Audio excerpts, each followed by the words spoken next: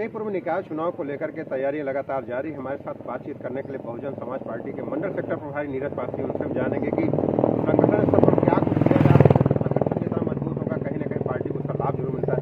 नीरज जी, लगातार अगर चुनाव की बात की जाए, तमाम तरीके से बातें होती रही हैं। बहुजन समाज पार्टी भी कहती रही कि इस बार हम बहुत मजबूती के साथ चुनाव लड़ेंगे।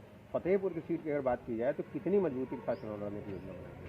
धन्यवाद भैया, नमस्कार। सबसे पहले तो आपके सभी दर्शकों को नए वर्ष की हार्दिक शुभकामनाएं और नया वर्ष उनके लिए मंगलमय हो, ये मेरी सारी शुभकामनाएं उनके साथ में हैं। और वही अगर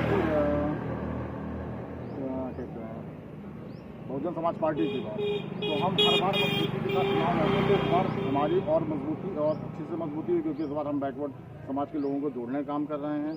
हमने संगठन में सर्वजन हिताय सर्वजन सुखाय का जो बहन जी का नारा है, उसके आधार पर हमने काम किया है। सभी समाज के लोगों को बराबर का सम्मान दिया है। तो चुनाव हम लोग कहीं ना कहीं बहुत अच्छे और बहुत मजबूत स्थिति में। संगठन कहीं ना कहीं मजबूती के साथ लड़ने का दावा करता है, बिल्कुल होना भी चाहिए, पार्टी को इसका लाभ भी मिलता है। लेकिन जब बात आती है बूथ स्तर पर, क्योंकि बूथ कहीं ना कहीं अगर जितना मजबूत होगा वो उतना से ज़्यादा वहाँ पर मतदान होता है और कहीं ना कहीं सरकार बनने में एक अच्छा योगदान होता है। तो बूथ स्तर पर क्या प्लानिंग की गई है, किनको नियुक्त करने की योजना बनाई गई है? इनमें युवा लोगों को वरीयता दी जाएगी या जो सक्रिय कार्यकर्ता है लंबे समय से काम कर रहे हैं उनको यहाँ पर रखा जाएगा? बूथ पे इस बार हमारे जो मुख्य सेक्टर प्रभारी हैं, उनकी ड्यूटी, उनकी निगरानी में बूथ बनेगा, उनकी निगरानी में बूथ का काम होगा। और हर बूथ पे तो हमारे प्रदेश अध्यक्ष नहीं पहुँच सकते, लेकिन कहीं कहीं पे बिना बताए हमारे प्रदेश अध्यक्ष जी माननीय विश्वनाथ पाल जी का काम रहेगा पहुँचने का, तो जिससे हमारी बूथों पे काम और तेजी से हो रहा और मजबूती के साथ हो रहा। संगठन में कितने पदाधिकारियों की अभी तक नियुक्ति की गई है फतेहपुर की? अगर हम बात करें फतेहपुर नगर पालिका क्षेत्र में, क्योंकि पदाधिकारियों की नियुक्ति होने से ही पार्टी की जो नीतियां होती हैं वो लोगों तक पहुंचती हैं, लोग उससे प्रभावित होते हैं और कहीं ना कहीं मतदान में बड़ा असर इसका पड़ता है। कितने पदाधिकारियों की नियुक्ति हुई है सर? हमारे फतेहपुर में मेन बॉडी में भी माननीय विधायक जी को जिलाध्यक्ष बनाया गया है। इसके साथ साथ अन्य समाज के लोगों को बराबर का सम्मान दिया गया है, जैसे कि माननीय वकील अहमद जी को जिला महासचिव बनाया गया है। एक मुस्लिम समाज को सम्मान दिया गया है, ठीक है। चंदन पाल जी को उपाध्यक्ष बनाया गया है, जिससे पाल समाज को सम्मान दिया गया है। तो इसी तरह जातिवाद सबको सम्मान दिया गया है। और ये जो समाज के लोग बनाए गए हैं वो अपने अपने समाज में जाके पार्टी की नीतियों का प्रचार प्रसार करेंगे और बहुत तेजी से हो रहा है। ये आप देख रहे हैं कि कांग्रेस पार्टी लगातार अभियान अपना चला रही है, लोगों से मिल रही है, स्वतंत्रता अभियान कहीं न कहीं चलता रहा है लंबे समय तक। बहुजन समाज पार्टी ने फतेहपुर की सीट पर कुछ ऐसा अभियान चलाया है क्या? लोगों को जोड़ने के लिए कोई ऐसा कार्यक्रम किया गया है? यह विधानसभा चुनाव खत्म होने के बाद हमारा लगातार सदस्यता अभियान अभी तक चलाया जा रहा था।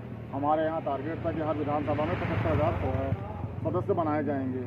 तो कहीं ना कहीं हमको उसमें कामयाबी मिली है, इसीलिए हम आपसे अब कह सकते हैं कि हम बहुत ही मजबूत और बहुत ही अच्छी स्थिति में हैं। अन्य पार्टियों अगर बात की जाए, आपने मजबूती की बात की, अन्य पार्टियों की अगर बात की जाए, सबसे मजबूती के साथ जैसा लगातार कहा भी जा रहा है, सुनने में जा रहा है कि समाजवादी पार्टी फतेहपुर से बहुत मजबूती के साथ चुनाव लड़ रही है, उनको टक्कर दे रही भारतीय जनता पार्टी, और वो इसलिए क्योंकि सरकार में। तो कहीं ना कहीं दोनों पार्टियों के बीच बहुजन समाज पार्टी अपने आप को कहाँ पे पाती है और किस तरीके से जो एक पूरा चक्रव्यूह है समाजवादी पार्टी का कि चाहे सरकार उनकी रही हो या ना रही हो, वो नगर पालिका की सीट को जीतते चले आ रहे हैं, तो इसका क्या कुछ मंथन किया जाएगा?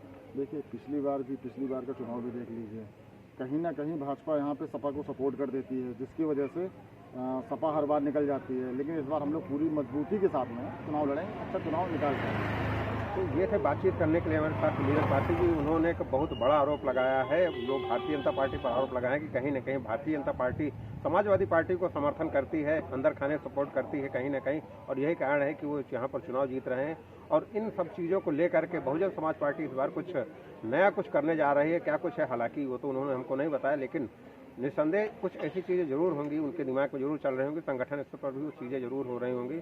और देखने वाली बात होगी किस तरीके से जब चुनाव होगा फतेहपुर में, तो बहुजन समाज पार्टी किस तरीके से यहाँ पर चुनाव जीत दर्ज करती है और किस तरीके से उनकी सरकार यहाँ बनती है। क्योंकि सरकार एक लंबे समय से अगर बहुजन समाज पार्टी की बात की जाए तो फतेहपुर में क्या पूरे प्रदेश में सरकार को लेकर के काफ़ी हाशिए से चल रही बहुजन समाज पार्टी, लेकिन कुल मिलाकर के कार्यकर्ताओं में जोश है, आप पदाधिकारियों भी काफ़ी इसका जोश देखने को मिला। जिस तरीके से आपने नीरज पासी जी को सुना, लगातार संगठन के लोग सक्रिय हैं, काम कर रहे हैं, और कहा जाता है कि अगर आप सक्रिय हैं और आप मेहनत कर रहे हैं, परिश्रम कर रहे हैं, तो उसका कहीं ना कहीं लाभ भी मिलता है।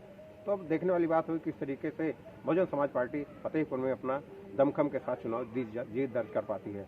फतेहपुर से डेली इंसाइडर के लिए आशीष सिंह। यूपी और देश दुनिया की तमाम ताजा तरीन खबरों के लिए गूगल प्ले स्टोर से आज ही डाउनलोड करें हमारा तेजी से उभरता न्यूज ऐप डेली इंसाइडर।